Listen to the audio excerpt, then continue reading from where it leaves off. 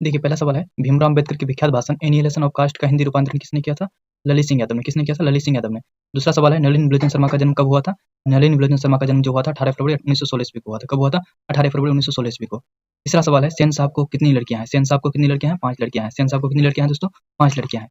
चौथा सवाल है, अग्रेजा शब्द में उपप्रत्यय कौन सा है? अग्रेजा शब्द में प्रत्यय कौन सा है दोस्तों? अग्रेजा में प्रत्यय जो होगा आ होगा, ठीक है, अग्रेजा आ प्रत्यय, ठीक है। उसके बाद देखते हैं, मदन किसका बेटा है? पांचवा सवाल है, मदन किसका बेटा है? मदन जो है गिरधरलाल का बेटा है। का बेटा है, गिरधरलाल का बेटा है। छठा सवाल है, महारानी विक्टोरिया के द्वारा किसे नाइट की उपाधि प्रदान की गई है? महारानी विक्टोरिया के द्वारा किसे नाइट की उपाधि प्रदान की गई है? यानी कि मैक्स मुलर को। किसको प्रदान की गई है? मैक्स मुलर को। किसको किया गया है? मैक्स मुलर को।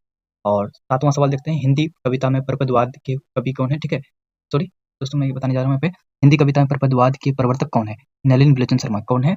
नलिनी विलोचन शर्मा। 8 नंबर सवाल देखते हैं, आत्मसात शब्द में प्रत्यय कौन सा? आत्मसात में कौन सा प्रत्यय है? प्रत्यय यानी कि जो लास्ट में लगता है, यानी कि प्रत्यय क्या होगा? जो लास्ट में लगेगा। आत्मसात में क्या होगा? सात प्रत्यय है, ठीक है। उसके बाद 9 नंबर सवाल है, विचार और वितर्क किस लेखक की रचना है? विचार और वितर्क जो है किस लेखक की रचना है? तो ये रचना जो है हजारी प्रसाद द्विवेदी की है। हजारी प्रसाद द्विवेदी की है, ठीक है।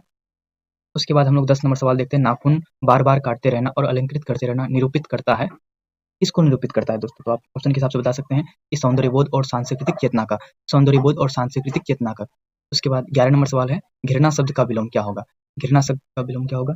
घृणा का जो विलोम होगा प्रेम। प्रेम का क्या होता है दोस्तों? घृणा होता है। प्रेम का विलोम होता है घृणा। विलोम मतलब विपरीतार्थक शब्द है। 12वां सवाल है, हवा शब्द का लिंग निर्णय करें, यानी कि हवा क्या है? स्त्रीलिंग है या पुल्लिंग है? हवा, जैसे हवा जो होगा वो स्त्रीलिंग होगा, क्योंकि जैसे वाक्य बना सकते हो, ठंडी हवा धीरे धीरे बहती है, तो यहाँ पे बहती क्या आया? स्त्रीलिंग आया, ठीक है। तो 13 नंबर सवाल की तरफ हम लोग चलते हैं। 13 नंबर जो सवाल है, कुल 4 आदमी है, रेखांकित शब्द जो है कौन पदबंध है? कुल 4 आदमी रेखांकित शब्द कौन पदबंध है? तो बताना पदबंध, कौन सा पदबंध होगा? तो इसका आंसर बताइए आप लोग।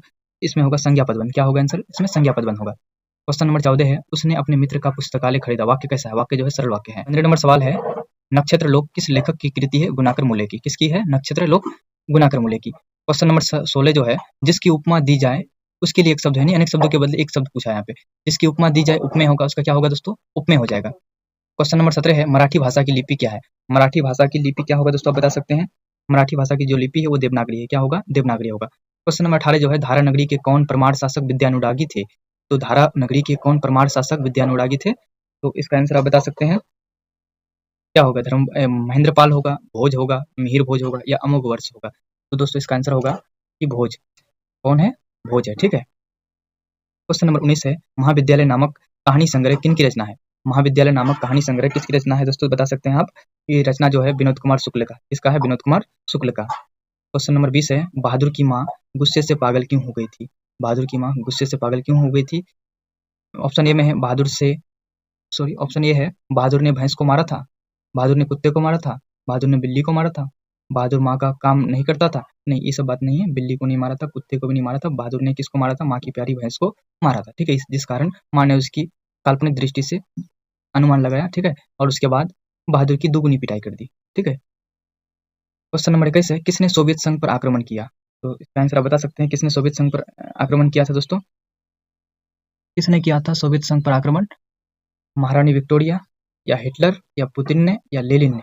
तो इस सवाल में हमको डाउट है, आप बता सकते हैं। मेरे हिसाब से तो महारानी विक्टोरिया ही होनी चाहिए, तो आप अपना राय दे सकते हैं इस सवाल पे, ठीक है। क्वेश्चन नंबर 22 है, यदि मनुष्य परिस्थितियों का नियामक नहीं है तो परिस्थितियां भी मनुष्य की नियामक नहीं है। परिस्थितियां भी क्या होगी? मनुष्य की नियामक नहीं होगी, ठीक है। क्वेश्चन नंबर 23 है, गुदरी का लाल होना मुहावरे का अर्थ है। गुदरी का लाल होना मुहावरे का अर्थ क्या होगा दोस्तों? गरीब के घर में गुणवान का उत्पन्न होना। गरीब के घर में गुणवान का उत्पन्न होना। क्वेश्चन नंबर 24 की तरफ चलते हैं, गणेश शब्द का पर्यायवाची क्या होगा? गणेश शब्द का पर्यायवाची जो होगा लंबोदर का होगा, ठीक है। गणेश शब्द का पर्यायवाची क्या होगा? लंबोदर होगा।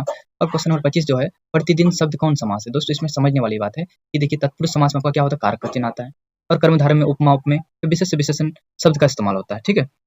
और द्विगु में क्या होता है? द्विगु में संख्यावाचक शब्द का इस्तेमाल होता है। और अव्ययी भाव समास में क्या होता है? आगे में उपसर्ग लगा होगा। ज्यादातर शब्द में आगे में क्या होगा? उपसर्ग लगा होगा। इसलिए यहाँ पे हमको दिख रहा है कि दिन में क्या लगा? प्रति। प्रति जो कि क्या है? एक उपसर्ग है। तो क्या हो जाएगा इसका आंसर? अव्ययी भाव समास हो जाएगा।